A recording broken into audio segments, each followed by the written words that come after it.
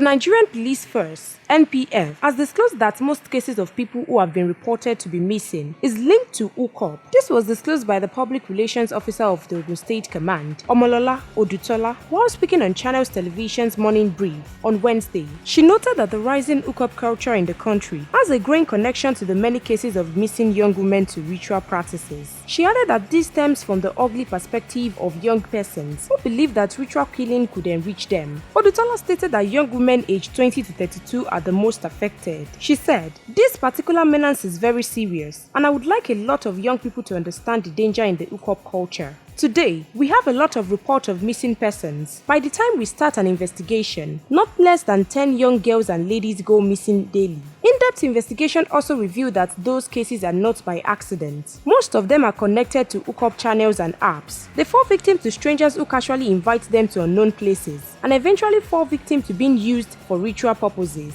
Most cases of missing girls and ritual killings occurring in Ogun State of recent, I would like to say that it is not new, but as much as possible, the Ogun State Commissioner of Police has been able to tame these ugly incidents. Stay tuned to NaijaNews TV for more real-time updates and exclusive videos.